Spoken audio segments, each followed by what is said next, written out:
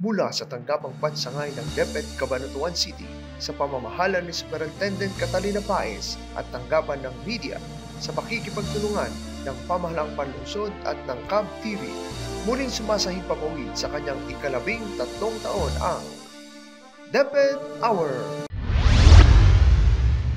Sa detalye, naitayo na ang electric transformer na request ng Mayapyap National High School sa City Government ng Cabanatuan. Narito si Caroline Lado para sa ulat. Naitayo na ang 12 electrical poles sa may service wire at isang transformer na mayroong 100 kilovolts ampere dito sa Mayapyap National High School noong nakaraang linggo. Matatandaan na ang request para sa nasabing installation ng transformer at service wire sa paaralan ay nailatag na noon pa lamang unang termino ni Dr. Mary Jane V. Ipurong upang masolusyonan ang pagkakaroon ng shortage of electrical power na maraming beses nang nangyari sa paaralan kung saan apektado ang klase at pagtuturo ng mga guro. Sa pagpapalit ng termino ng mga punong guro sa bawat paaralan sa dibisyon ng Cabanatuan City, hindi rin tumigil si Dr. Mary Jane Pascual Santos sa pag-follow up sa nasabing request kay Congressman Ria Vergara.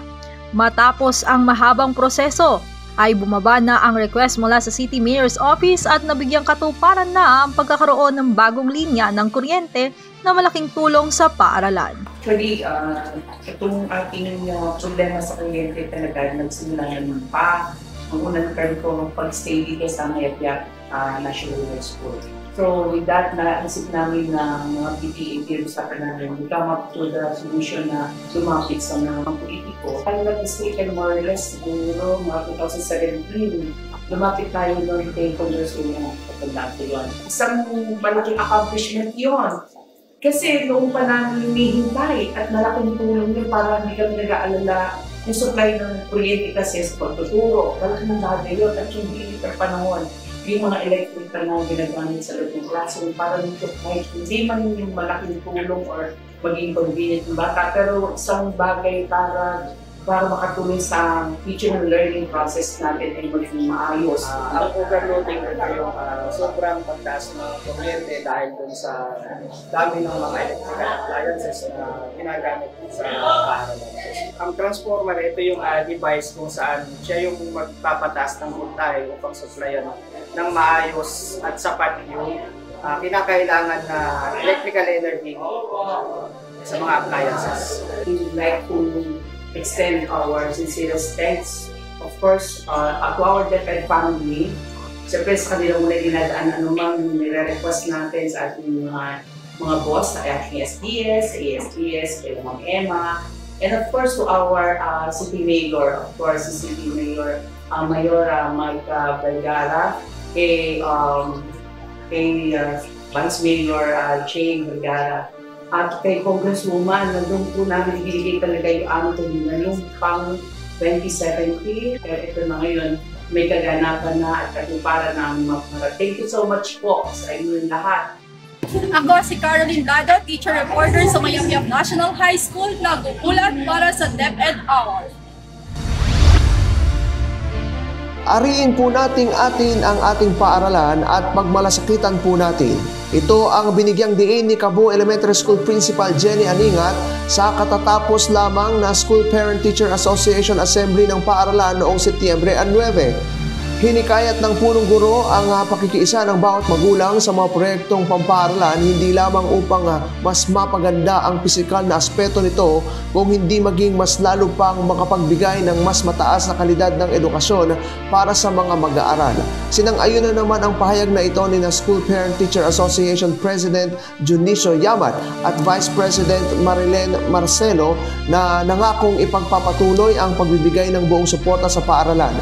Tinalakay din sa naturang assembly ang gulayan sa paaralan ni Master Teacher Gilbert Yalong na naghayag ng pagtataguyod ng gulayan sa paaralan na naaayon sa DepEd Order No. 223 Series of 2016 kung saan ang mga ani ay gagamitin sa paglaban sa malnutrisyon at maging kabahagi ng school feeding program. Ibinahagi naman ang Child Protection Hotline ng paaralan ng focal person ng Child Protection Policy na si Manny Cabuyaw. Ipinaliwanag naman ni Master Teacher Rhea Garcia ang comprehensive sexuality education kung saan binigyang diin niya ang kahalagahan ng pagbibigay ng tamang impormasyon sa mga mag-aaral bilang mabisang panlaban sa teenage pregnancy at pagkalat ng HIV. Kasama pa sa mga ipinaliwanag ang feeding program, disaster risk reduction and management, scouting at reporting ng SPTA projects. Nagpamahagi naman ng lugaw ang paaralan sa mga dumalo sa nasabing assembly bilang pamerienda. Itinala ang ulat na ito ni Maria Lorraine Serrano ng Cabu Elementary School. Inaksyonan naman ng pamunuan ng Valle Cruz Elementary School ang kaligtasan at seguridad ng mga mag-aaral. Narito si Loris Gay Atienza para sa ulat. At seguridad ng mga mag-aaral sa paaralang elementarya ng Valle Cruz sa pamamagitan ng paglalagay ng mga posters at signages sa ilang bahagi ng paaralan upang matiyak ang kaligtasan ng mga mag-aaral. Napuna ng pamunuan ng Valle Cruz Elementary School na madalas ay matulin at wala sa ayos ang pagparada ng mga pumapasok na sasakyan na maaaring magdulot ng kapahamakan sa mga mag-aaral. Dahilan upang muling mapaalalahanan ang mga magulang sa tamang gawi o paraan ng paghatid at pagsundo sa kanilang mga anak sa pamamagitan ng paglalagay ng mga signages ng tamang babaan at parkingan ng mga sasakyan. Ayon kay Principal Reliza Mina ay kinabit ang mga posters at signages na ito upang maalala ng mga magulang at guardians ang palaging dapat gawin sa kanilang pagsundo o pagpasok sa paaralan. Narito ang kanyang naging pahayag.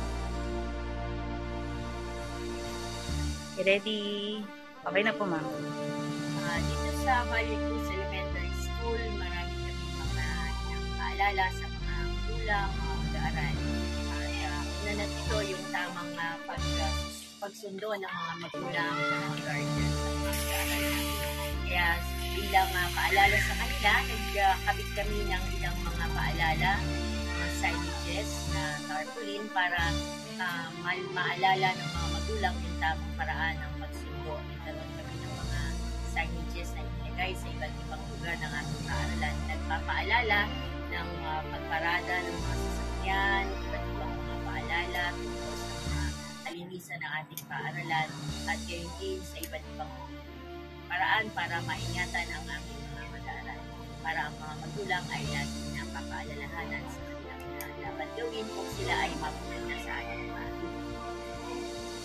Inaasahang sa pamamagitan ng hakbang na ito ay mas mapoprotektahan ang mga batang Valle Cruz, lalo pa at kasalukuyan pa din ginagawa ang bagong gymnasium ng paaralan at karaniwang may mga heavy equipments na pumapasok sa paaralan na siyang dahilan din upang pansamantalang isara ang daanan sa Grade 2 building. Ako po si Loris Gay Atienza, teacher reporter mula sa Valle Cruz Elementary School. Nag-uula para sa DepEd. Matagumpay na inilunsad ng Cabanatuan East Central School ang pilot testing ng Project Matilda na nagsimula lamang nitong unang linggo ng Setyembre. Layunin ng nasabing proyekto na maturuan at matutukan ang mga mag-aaral na hirap sa asignaturang matematika. Naging kaaya-aya at naengganyo ang mga piling mag-aaral na gamitin at subukin ang bagong proyekto ng sangay sa pangunguna ni Education Program Supervisor sa Mathematics, Dr. Sunny De Leon. Ang nasabing proyekto ay maaaring gamitin sa pamamagitan ng laptop, tablet, cellphone at iba pang devices na hindi kinakailangan ng internet connection. Bukod sa mga nabanggit ay mayroon ding hard copy ng modules, worksheet at lesson plan na magagamit ng mga mag-aaral at guro. Naging bahagi rin ng proyektong ito bilang manunulat at layout artist ang mga piling guro ng Cabanatuan East Central School na sina Leonardo Villanueva, Myra Gabinay, Mary Nair Gallardo at Kevin Lau. Itinala ang ulat na ito ni Leonardo Villanueva Jr. ng Cabanatuan East Central School. Humakot ng parangal ang Makatbong Integrated School sa Division Search for the Annual Gawad Paggabay. Kung ano-ano ang parangal na ito, alamin natin sa ulat ni Faith Recolcol. Nang Ibabaw ang kahusayan ng Makatbong Integrated School matapos masungkit ang 9 na parangal sa ginanap na Division Search for the Annual Gawad Pagkabay, Pagpupugay sa Gurong Tagahubog. Punong guro, bayaning pinunong mag-aaral, batay sa inilabas na DepEd Memorandum No. 239 Series of 2023. Naiuwi ng Makatbong Integrated School ang mga parangal bilang Best Learner Government School Implementer for Elementary para sa kategoryang Makadiyos at Makakalikasan at Best Youth for Environment in School, YESO, Organization School Implementer for Elementary. Kaugnay nito, binigyang pagkilala din bilang Most Outstanding Teacher Advisor sina Annalyn Sabado sa kategoryang Makadiyos at Shirley Dalim sa kategoryang Makakalikasan. Jeanette Ibunya bilang Most Outstanding Teacher Advisor, YESO, at punong guro Jenny Aningat bilang Most Outstanding School Head. Nagpaabot ng pasasalamat sa bawat mag-aaral, magulang, guro, at maging sa iba't ibang stakeholders na naging kaagapay ng paaralan upang maisakatuparan ang mga proyekto na siyang nagbigay daan sa pagkapanalo ng mga ito. Nagpahayag naman ng kagalakan si punong guro Eufemia Santiago sa determinasyon at dedikasyon na inilaan ng mga guro upang mapagtagumpayan ang mga nasabing karangalan. Binabati ko ang mga guro ng Makatbong Integrated School na nagpakita ng husay at dedikasyon sa paggawa upang maiuwi ang karangalan ito. Ito ay karangalan hindi lamang ng paaralan, kundi ng buong barangay ng Makatbong. Salamat din sa kanilang punong guro, si Ginang Jenny Aningat, na nagkamit din, nag-uwi ng karangalan dahil sa paggabay sa mga gurong ito. Mabuhay po kayo! Ang mga naiuwing parangal ay hindi lamang magsisilbing tagumpay ng paaralan, bagkus ay isang malaking hamon upang maipagpatuloy ang magandang adhikain ng mga proyekto na huhubog sa pangkalahatang aspeto ng bawat mag-aaral nito. Ako si Faith Ricolcol, teacher reporter ng Makatbong Integrated School, nag-uulat para sa DepEd Hour.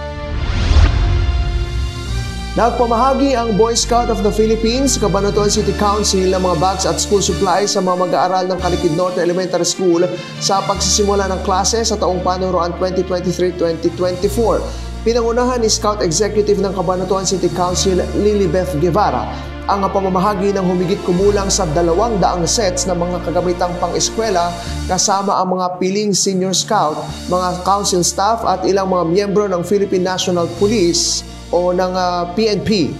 Sa pagbati ni Scout Executive Guevara sa ginanap na maikling programa, binigyang din niya ang kahalagahan ng scouting sa mga mag-aaral at ang pagpapanatili ng diwa nito sa araw-araw. Nagpahayag ng pasasalamat si Master Teacher Ferlyn Ariola ng naturang paaralan na siyang naging kinatawan ng punong guro na si Lorena San Diego sa mga handog para sa mga mag-aaral ng nasabing paaralan. Maging ang mga magulang ng mga mag-aaral ay nagbigay ng pasasalamat sa tulong na ipinagkaloob sa kanilang mga anak na maaari nilang magamit sa kanilang pag-aaral. Bilang pasasalamat ay naghanda ng simpleng salo-salo ang pamunuan ng paaralan sa mga bumubuo ng BSP Cabanatuan City Council.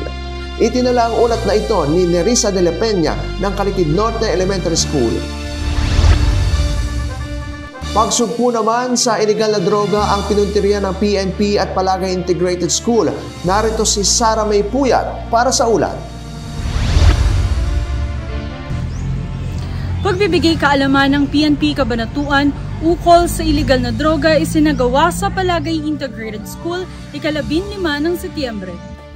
Base sa Republic Act No. 9165 o Comprehensive Dangerous Drugs Act, ang symposium na pinangunahan ni Major Vinia T. Rocafort kasama ang ibang kawani ng PNP Cabanatuan. Umikot sa temang Breaking the Cycle, Youth Empowerment and Confidence Building Against Illegal Drugs ang nasabing symposium. Ang mga mag-aaral mula sa junior high school ang mga nakisali sa kabuuan ng symposium. Ayon kay Major Rocafort, higit sa pakikiisa sa DepEd sa selebrasyon ng National Crime Prevention Week, ang symposium ay parte ng kampanya ng Pangulo sa pagsugpo ng droga. Inilahad ni Major Rocafort kung ano ang drugs, ang mga uri nito at ang mga maaaring epekto nito sa kalusugang pisikal, mental at intelektual. Idiniin niya na higit kanino man ang pinaka-apektado sa pagkalulong sa droga ay ang gumagamit nito at ang kanyang pakikipag-ugnayan o relasyon sa pamilya at komunidad. Nagpasalamat naman si Principal Rosel Canla sa PNP sa napapanahong tema ng campaign. Nilinaw sa talakayan na kailangan ng pag-unawa sa mga maaaring rason sa paggamit ng droga upang ito ay maiwasan. Ilan sa mga ito ang aktibong pakikilahok ng mga mag-aaral sa mga programa at organisasyon sa paaralan. Dagdag ng punong guro ang kahalagahan ng ganitong programa para sa mga mag-aaral. Ito po si Sara May Puyat, teacher reporter ng Palagay Integrated School, nag-uulat para sa DepEdR. Inirampa ng mga mag-aaral at guro ng Isla Elementary School ang kanilang katutubong kasuotan sa pagdiriwang ng buwan ng wika nitong Agosto 31 sa himnasyo ng paaralan. Umakyat isa-isa at ibinandera ang mga katutubong kasuotan ng mga nasa primarya at intermedya ng mga mag-aaral. Pagpalakpak at paghiyaw ang sukli ng mga mag-aaral ng Isla Elementary School bilang pagsuporta sa kanilang mga kamag-aral. Namili ng tig-isang babae at lalaki sa primarya at intermedya nang may natatanging kasuotan kung saan ang mga guro ang nagsilbing mga horado. Maging sa guro ay namili rin ng may pinaka natatanging kasuotan na nakuha ni Noel Corpus at Janeline Peralta. Sa daloy ng programa ay nagbigay ng pambungad na pananalita ang ulong guro na si Wilbert Makasaya at mensahe ang tagamasid pampurok ng Distrito 3 na si Ma Teresa Padua. Nagpakitang gilas sa pagbigkas ng tulang ang wika ang nasa ikatlong baitang na si Paris Liam Reblora. Pinarangalan din sa programa ang mga mag-aaral na nagwagi sa iba't ibang patimpalak tulad ng paggawa ng poster at slogan, pagsulat at pagbigkas ng tula, pagguhit at pagpipinta ng watawat at pagsulat ng salaysay sa 3 araw na pagdiriwang simula ng umpisa ng klase. Sina Yolanda Pagyo, Clarissa Sanchez, Janeline Peralta na mga guro sa primarya ang naging mga hurado ng natatanging kasuotan sa intermedya. At Noel Corpus, Diani Ordonio at Lara Jane Castillo para naman sa mga primarya. Ang ulong guro naman ang napili para sa kategorya ng mga guro. Sa huli, naging matagumpay ang pagdiriwang dahil sa maayos na pagpaplano ng programa ng mga tagapag-ugnay sa Pilipino na si Loreline Reyes at Lara Jane Castillo at sa paggabay ng kanilang ulong guro. Itinala ang unat na ito ni Wilbert Makasaya ng Isla Elementary School. Samantala, kinagiliwan ng mga DS Garcians ang mga gawain sa kanilang pagdiriwang ng Science Month. Narito si Glenn Abigail Garcia para sa ulat. Kinagiliwan ng mga DS Garcians ang mga aktibidad na inihanda ng paaralan bilang pakikiisa sa selebrasyon ng Science Month ngayong buwan ng Setyembre. Mababakas sa mukha ng mga DS Garcians ang tuwa at saya sa pagsagot sa mga inihandang science trivia questions na may katumbas na premyo kada tamang sagot. Ihinanda ng mga grade level science teachers ang mga naturang tanong na nakabase sa most essential learning competencies. Ayon kay grade 6 pupil Bless Craven Natividad, nakakatuwa ang pagsagot sa mga tanong dahil bukod sa may papremyo, nadadagdagan pa ang kanilang kaalaman tungkol sa science. Yung mga tanong po na nasagot namin, mga hindi pa po nag-ituro sa amin dati. Kaya po nakakatuwa na mayroong mga ganitong activity. Sana po palaging may ganito.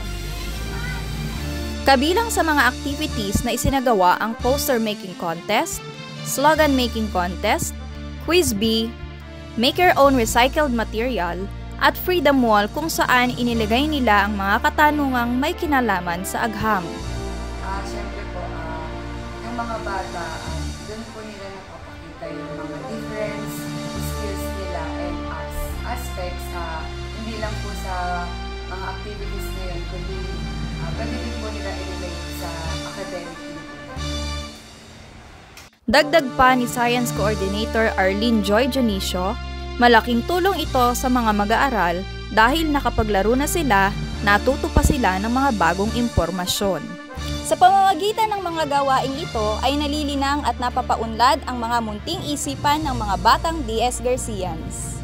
Ako po si Glenn Abigail Garcia, teacher reporter ng DS Garcia Elementary School. Nag-uulat para sa DepEd Hour. Iyan po ang unang basyada ng mga kaganapan sa sangay ng kabanatuan. Magbabalik po kami makalipas ang ilang paalala.